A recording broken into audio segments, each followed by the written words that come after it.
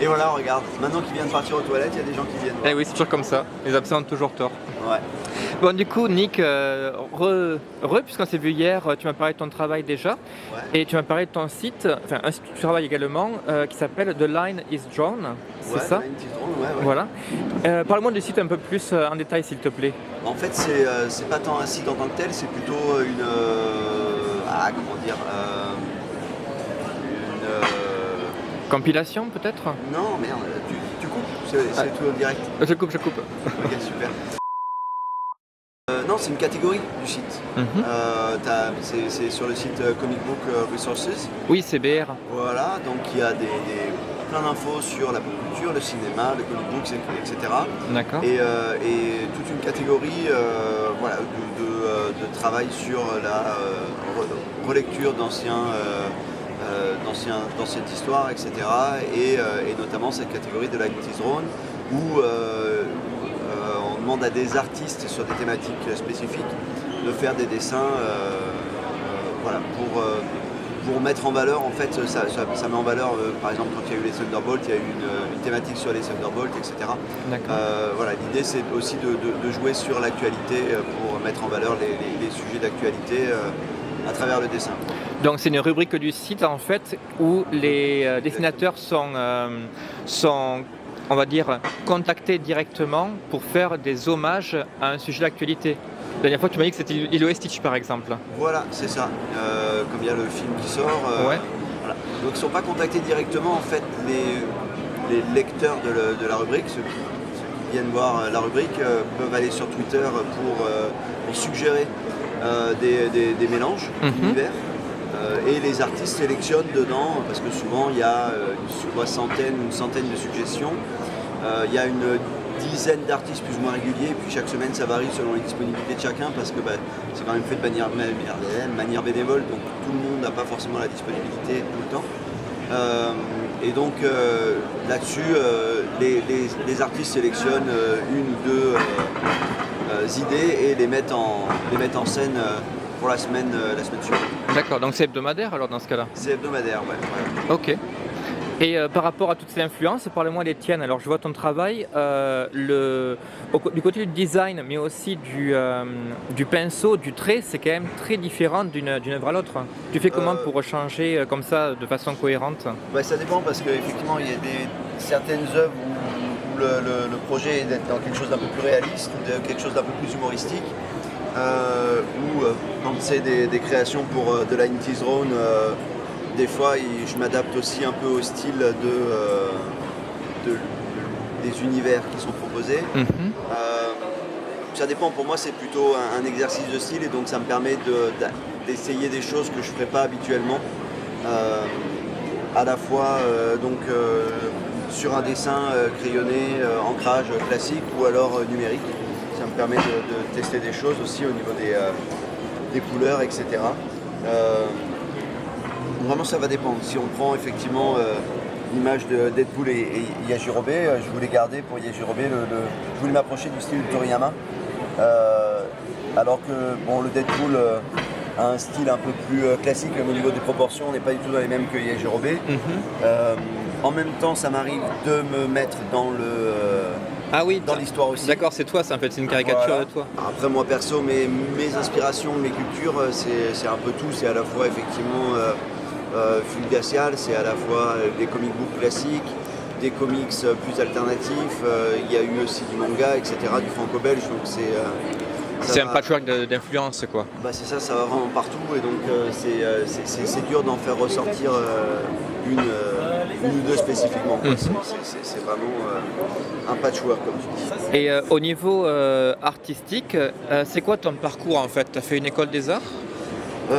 Oui. Alors il y a eu rapidement une envie, moi, de travailler le dessin, les histoires, etc.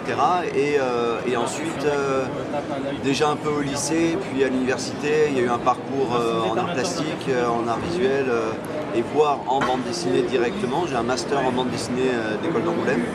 Donc il revient à la fois un peu sur la pratique, mais aussi sur la théorie de la bande dessinée. Ça, c'est assez intéressant, même pour moi. J'ai ma pratique de bande dessinée, Et justement, ce qu'on disait, le fait de casser un peu les codes, même graphiques, du super-héros, etc. En fait, ça vient aussi au niveau de la théorie. Je travaille sur les questions des visions alternatives du super-héros.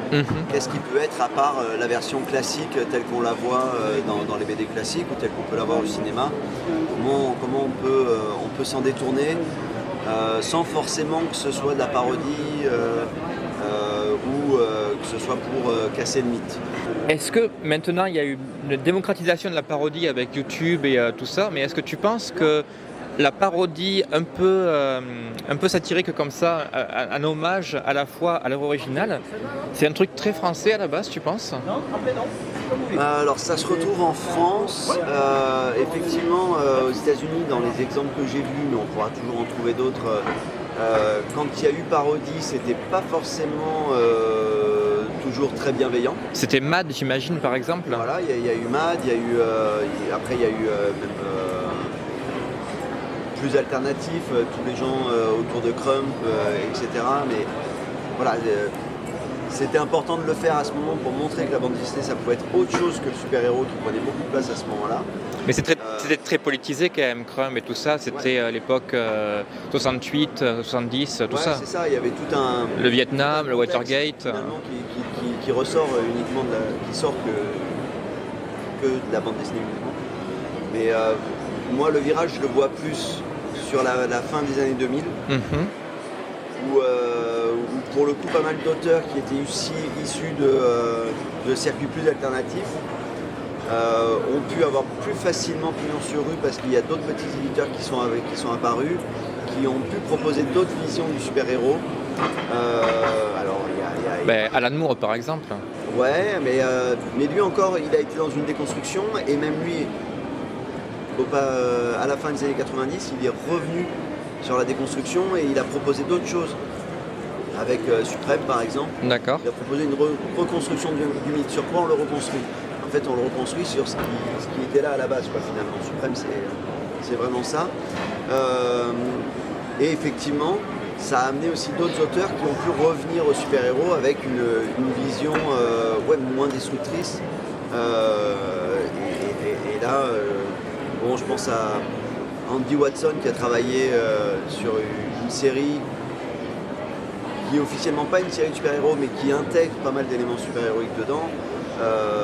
Je pense à qui a travaillé chez DC Comics, Kyle Baker avec Plastic Man, où il y avait un côté humour mais qui n'était pas de la parodie en tant que telle, puisque Plastic Man est utilisé pour son côté plastique et l'humour est très graphique et très visuel.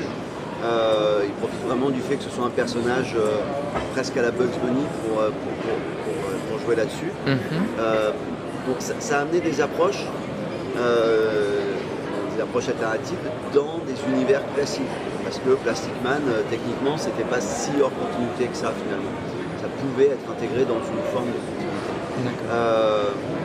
Et ça a permis aujourd'hui, on peut avoir énormément d'artistes un peu plus horizon qui vont venir travailler sur des personnages sans que ça pose problème. Ça a amené par exemple Squirrel Girl. Il y a eu une série de quasiment 60, même je pense un peu plus de 60 numéros. Finalement, à la fois une série très différente de ce qui se faisait dans l'univers Marvel à la même période, mais qui pour le coup cherche pas à être complètement en dehors de la continuité et à peu près intégré dans un univers élargi. Et malgré tout, même si c'est pas quelque chose qui se maintient à travers le temps, c'est quelque chose qu'on retrouve régulièrement aujourd'hui dans les comics en général. D'accord. Nick, tu es un puits de connaissances, c'est un plaisir de parler avec toi. Donc merci beaucoup pour... en même temps, parce qu'il va pas toujours être d'accord peut-être avec ce que je vais dire. Si je le croise, je lui poserai la question. Merci en tout cas. À toi, ouais.